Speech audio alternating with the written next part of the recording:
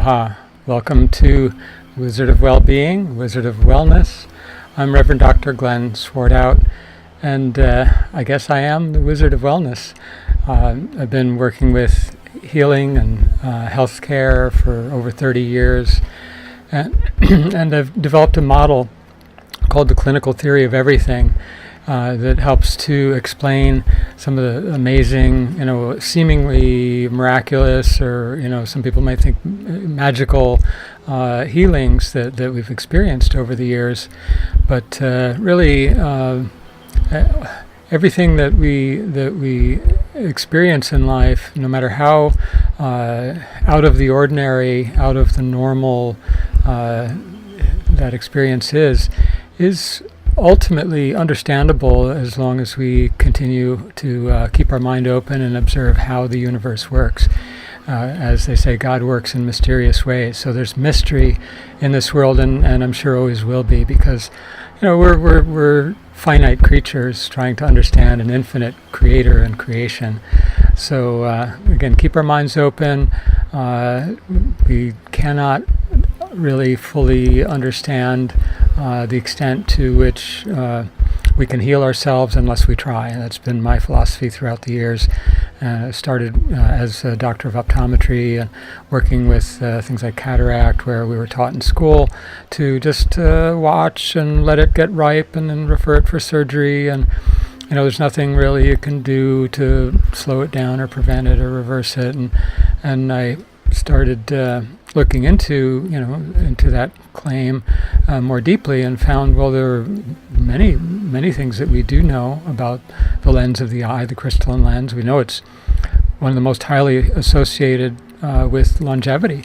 So if we could indeed find factors that could make the lens stay clearer longer, not only could we help to prevent the number one surgery in Medicare of cataract surgery by keeping the eyes healthy and functioning longer. But at that time, the statistics were that after surgery, the average person only lived 5 years, which means, again, there's a high association between the clarity of the lens and longevity. So if we can get the lens healthier and clearer, and to stay that way, we're probably extending the lifespan of that person as well.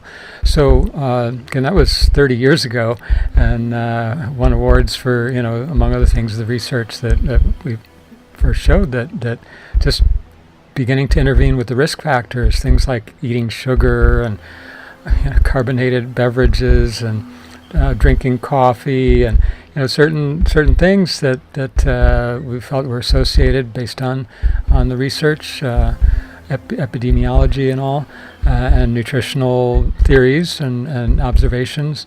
We were able to actually show that most people could improve their vision, not only stabilize, not only slow down and prevent the cataract from forming, but actually heal the problem, even though this is a degenerative disease. So, whatever the condition is, we know there are cases of healing. In cancer, there's over 3,000 cases in the medical literature of what they call spontaneous remission. Again, there I look at that and say, spontaneous begs the question of what caused it. Nothing is without a cause.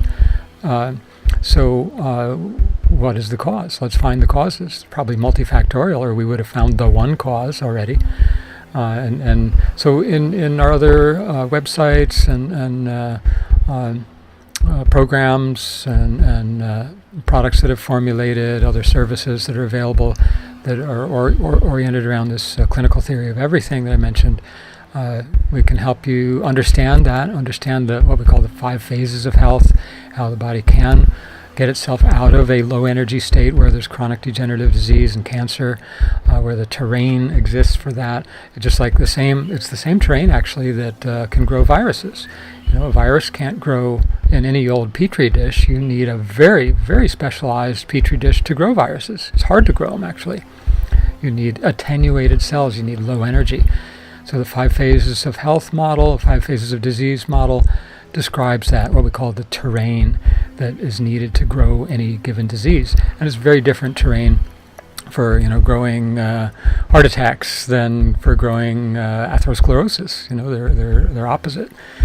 So it's important to begin to understand this is your roadmap for healing, what I call accelerated self-healing, when we begin to actually communicate with the body in real time on its level. The subconscious information processing in the body is over 1 million times more rich in information than the conscious information. So, we're used to a medical system where, there's a few questions on a questionnaire and we answer verbally, and that's, a very limited amount of information that we have. And then we do a few tests that are chemical-based tests, and there's, while there's many thousands of chemicals in the body, we're testing, maybe a couple dozen chemicals on chemistry tests. So it's like we're cherry picking a couple things and thinking that we understand what's going on, but we're very unique. We're individual. We're not the same as the rest of the population. So population medicine breaks down, especially when we begin to try to treat with damage, with toxins, what we call pharmaceutical drugs, with surgery, with radiation, chemotherapy.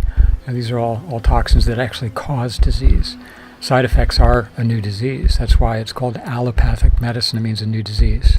It's the actual name for that form of medicine that's has achieved a not only a dominant status, but a monopoly status enforced by a monopoly concept of governance, where the true governance in life is by each sovereign being. Your body is sovereign. It governs itself. I cannot govern your body. No one else can govern your body the way you can. And that involves not only the biological intelligence, the subconscious information processing of 1 million-fold more than your mind, but also your mind as well, which is part of your spirit, part of your soul. So it's a cooperation between the soul and the body. And we see that in the placebo effect studies, where the placebo effect is half the power of any drug. That's the soul. The power of morphine. Well, half of that power to relieve pain is the placebo effect. The placebo effect doesn't mean that it's a non-effect. It's a powerful effect, just as powerful as any physical medicine. So we need to have these working together, to use physical medicines like herbs and nutrients that have been in our biological environment for eons, for however long this body has been here on Earth, evolving, the genetic material form of it. It's designed by its survival in that environment to respond to the normal stimuli in that environment, the normal chemistries and energies. So we can communicate again with that intelligence, that native intelligence of the body and soul through the energetics. They both are energetic in function. That's how they cooperate and coordinate with each other. We can wiretap into that. It's a non-local effect that we can tie into. So that's how we're able to test you at a distance. And you can see in our contacts section, you can get in touch on that if you'd like to have a scan, a reading of what your body is doing, what your body and soul are doing right now to heal you, rather than someone thinking with their logical mind, left brain, book learning, and a couple of tests saying, a couple of chemical tests, chemical levels saying, well, this level is too high and that one's too low, so we're going to force them into the normal range. Well, you can do that, but it doesn't mean you're healthier. Even if those numbers become more normal in a statistical sense, it doesn't mean that your health has become more normal in a optimum sense. These are different concepts.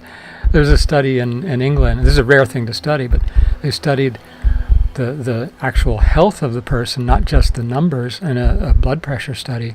And of course all the doctors agreed that the patients were healthier on their standard, which was based on the numbers. The systolic and diastolic numbers were closer to the mean of the population, therefore the person was better, right? It's better.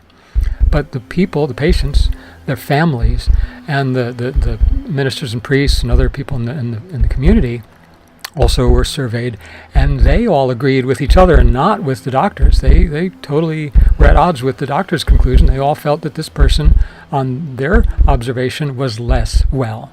So wellness is a different thing than disease or lack of disease.